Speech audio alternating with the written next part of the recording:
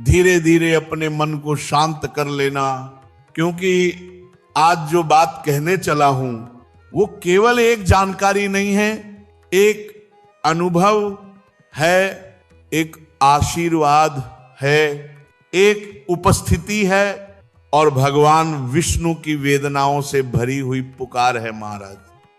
15 नवंबर की उत्पन्ना एकादशी सिर्फ तिथि नहीं, सिर्फ व्रत नहीं, सिर्फ एकाभुक्त आहार नहीं, यह तो विष्णु का वचन है, लक्ष्मी का संकेत है और समय की पवित्र खिड़की है।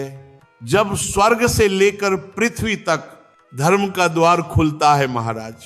आज मैं जो सुनाने जा रहा हूं वह इतना सरल भी नहीं और इतना कठिन भी नहीं। साधक को जो साध ले वही सुलभ हो जाता है। तुम सुनोगे और जो सुनोगे वो तुम्हारे जीवन की दिशा बदल देगा। महाराज, उत्पन्ना एकादशी की रात में एक ऐसी गुप्त चीज है जिसे यदि कोई बिना बताए शांत चित्त से, श्रद्धा से, विष्णु स्मरण के साथ खा ले तो उसके घर में धन के दरवाजे ऐसे खुलते हैं कि अगली 7 पीढ़ियों को भी कभी हाथ फैलाने की आवश्यकता नहीं पड़ती। लक्ष्मी का आना मुश्किल नहीं, रोकना कठिन है। आज तुम सीखोगे कि लक्ष्मी को रोकना कैसे है महाराज। अब ध्यान से सुनो। इस संसार में हर चीज का एक समय होता है। सूर्योदय का समय, सूर्यास्त का समय, बीज बोने का समय, कटनी का समय और भाग्य बदलने का समय। उत्पन्ना एकादशी वही समय है महाराज। भगवान विष्णु ने कहा है, जो इस एकादशी के नियमों को जानेगा और मेरे प्रिय पदार्थों का सेवन करेगा, उसके पाप उसी क्षण जलकर भस्म हो जाएंगे। अब तुम सोचोगे ऐसी कौन सी चीज, क्यों गुप्त, क्यों बिना बताए? क्योंकि जो चीजें गुप्त रखी जाती हैं वो प्रायः साधना होती हैं, लेन देन नहीं होती। अब धीरे धीरे कथा में प्रवेश करते हैं महाराज। मुर राक्षस का वध और उत्पन्ना एकादशी का जन्म। बहुत समय पहले धर्म की जड़ें कमजोर पड़ रही थी, चराचर जगत में भय फैल गया था। मुर नाम का एक भयानक दैत्य देवताओं को सताता था, यज्ञ भंग करता था और शिवों को कष्ट देता था। देवताओं के राजा इंद्र ने हाथ जोड़कर विष्णु को पुकारा, प्रभु हमें बचाइए। विष्णु मुस्काए और बोले, अधर्म का अंत मैं स्वयं करूंगा। और जब मुर ने विष्णु को सोते हुए भी मारने की चेष्टा की तो प्रभु के शरीर से एक अत्यंत उज्जवल, तेजस्वी, उज्जवल देवी प्रकट हुई। एकादशी माता, उन्होंने तुरंत मुर का वध कर दिया। प्रभु विष्णु ने प्रसन्न होकर कहा, तुम आज से मेरी प्रिया हो, तुम्हारे नाम से जो व्रत करेगा उसका उद्धार होगा। यह वही दिन था, उत्पन्ना एकादशी का जन्म। और महाराज, जिस दिन देवी स्वयं विष्णु से उत्पन्न हो उस दिन की महिमा शब्दों में नहीं आती। अब सुनो, 15 नवंबर उत्पन्ना एकादशी, ग्रहों का विराट संयोग। इस वर्ष 15 नवंबर को सूर्य, चंद्रमा, मंगल, बृहस्पति और राहु सब एक ऐसे विशेष योग में आएंगे जो 99 वर्षों बाद बन रहा है। इस योग में किया गया साधना, व्रत, मंत्र, भोजन सब करोड़ों गुना फल देता है महाराज। जिस घर में इस एकादशी पर सही कर्म हो जाए वह घर अगले पूरे वर्ष समृद्ध रहता है। अब मूल बात, वह गुप्त चीज, लेकिन उससे पहले तुम्हें समझना होगा कि इस दिन क्या नहीं करना चाहिए, क्योंकि जो साधना बन सकती है वही साधना भूल से विघ्न भी बन सकती है। अब धीरे धीरे सुनो महाराज।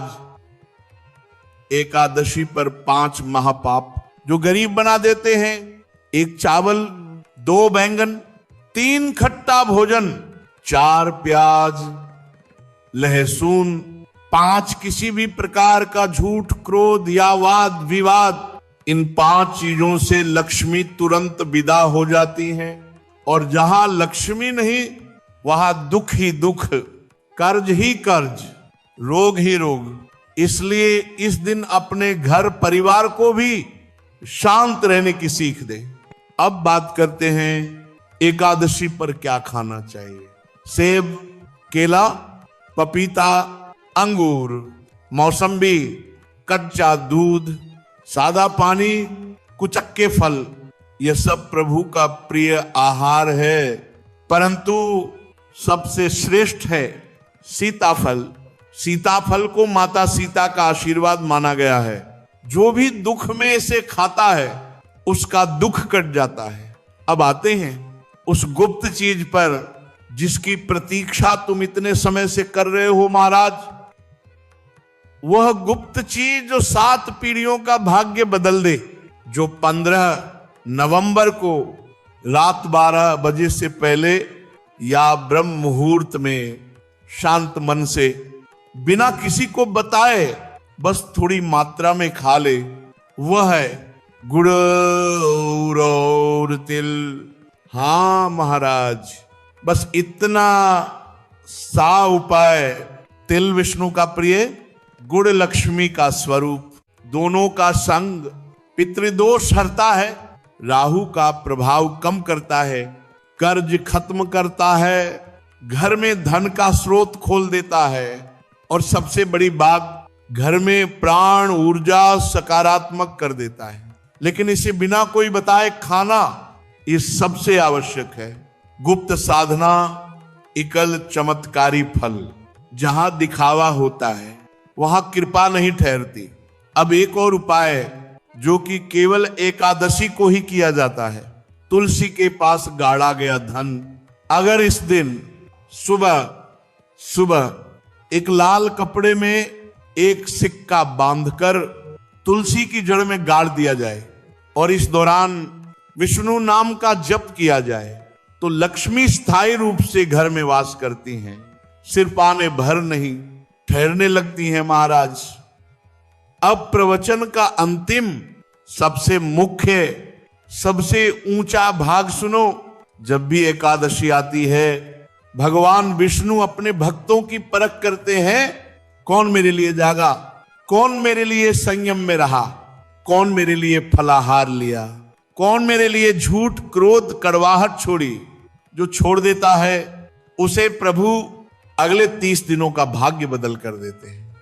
और महाराज ये उत्पन्ना एकादशी तो स्वयं शक्ति रूपा देवी की एकादशी है, इसलिए इस दिन किया गया हर कर्म चाहे छोटा ही क्यों ना हो आग की तरह फल देता है।